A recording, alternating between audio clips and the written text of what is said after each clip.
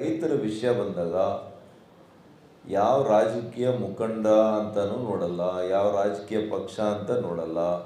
ಹಿರಿಯರಾದಂಥ bunk ಮುನಿಯಪ್ಪಣ್ಣವರು, ನಮ್ಮ ರಾಮಣ್ಣವರು, ಮಾಜಿ ಜಿಲ್ಲಾ ಪಂಚಾಯತ್ ಸದಸ್ಯರು, ಅವರು ರಘು,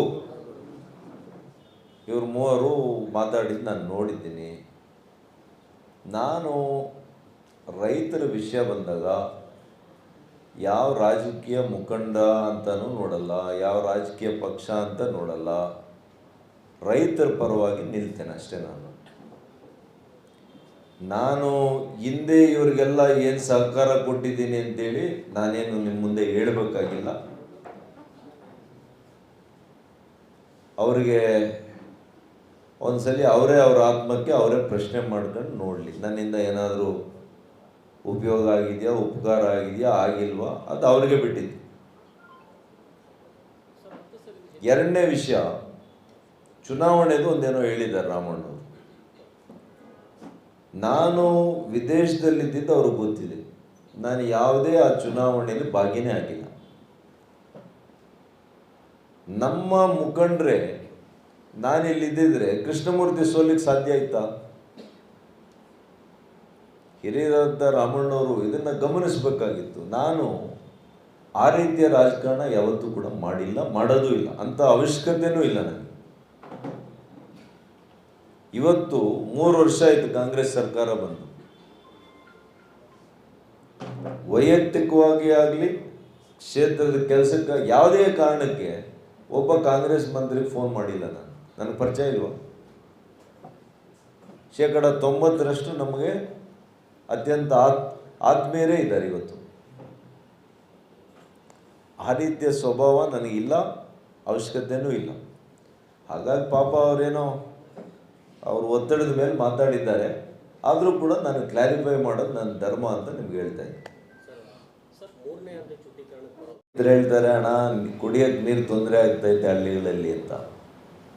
ಪಾಪ ಮಂತ್ರಿಗಳಿಗೆ ಅದೇನೋ ಹೇಳ್ತಾರಲ್ಲ, ಹಳ್ಳಿಗಳಲ್ಲಿ ಮುಡಿಲಿಕ್ಕೆ ಹೊಟ್ಟೆಗೆ ಇಟ್ಟಿಲ್ಲ, ಜುಟ್ಟಿಗೆ ಹಂಗಾಗಿದೆ ಅಷ್ಟೇ ಕರ್ನಾಟಕ ರಾಜ್ಯದ ಮಂತ್ರಿಗಳ ಸವಾಸ. ಈಗ ಪಾಪ ಸರಿಯಾಗಿ ನೀರು ಕೊಡಲಿಕ್ಕೆ ಆಗ್ತಾಯಿಲ್ಲ. ನೀವು ಕೇಳೋ ಪ್ರಶ್ನೆಗೆ, ಶುದ್ಧ ನೀರು ಕುಡಿಲಿಕ್ಕೆ ಒಂದು ನೀರಾವರಿ ಯೋಜನೆ ಮಾಡಲಿಕ್ಕೆ ಇವರಿಗೆ ಯೋಗ್ಯತೆ ಇಲ್ಲ, ಮನಸ್ಸಿಲ್ಲ.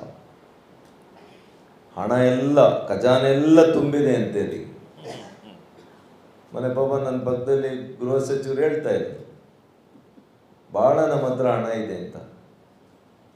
ಮತ್ತೆ ಮಾಡಲಿಕ್ಕೆ ಏನು ತೊಂದರೆ ಏನಿದೆ? ಹಣ ಅಷ್ಟೊಂದು ನಿಮ್ಮ ಹತ್ರ ಇದ್ದರೆ ಕುಡಿಯೋ ನೀರನ್ನ ಯೋಜನೆ ಮಾಡಲಿಕ್ಕೆ ತೊಂದರೆ ಏನು? ಆಯ್ತಪ್ಪ, ಒಪ್ತೀನಿ, ನೀವು ಹೇಳಿರೋ ಮಾತನ್ನ ನಾನು ಒಪ್ತೀನಿ ಅಂತ ಇಟ್ಕೊಳ್ಳೋಣ. ಫಾರ್ ಆರ್ಗ್ಯುಮೆಂಟ್ ಸೇಕ್ ನಾನು ಹೇಳೋದು, ನಂಗೆ ಗೊತ್ತಿದೆ ಇಲ್ಲ ಅಂತ.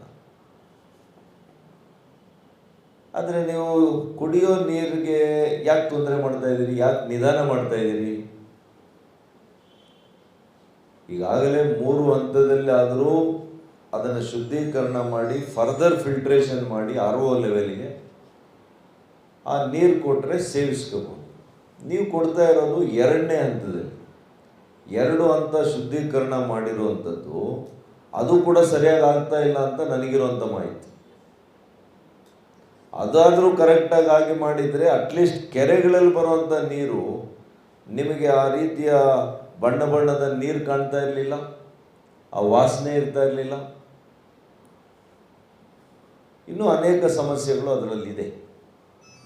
ಇದರ ಕಡೆ ನೋಡಿದಿರ ಮಂತ್ರಿಗಳು 2-3 ಕೂತ್ಕೊಳ್ತಾರೆ, ನೀರು ಭಾಳ ಚೆನ್ನಾಗಿದೆ, ಶುದ್ಧವಾಗಿದೆ, ಎಲ್ಲ ನಮ್ಮ ಹತ್ರ ಸರ್ಟಿಫಿಕೇಟ್ ಇದೆ ಅಂತ. 3 ಮಂತ್ರಿಗಳು ಕೂತಿದ್ದಾರೆ, ನಾನು ನೋಡಿದೆ, ಮಾಧ್ಯಮ ಮಿತ್ರರ ಜೊತೆ ಕೂತ್ಕೊಂಡು ಅವ್ರು ಹೇಳಿದರು ಎಲ್ಲ ಚೆನ್ನಾಗಿದೆ ಅಂತ ಭಾಳ.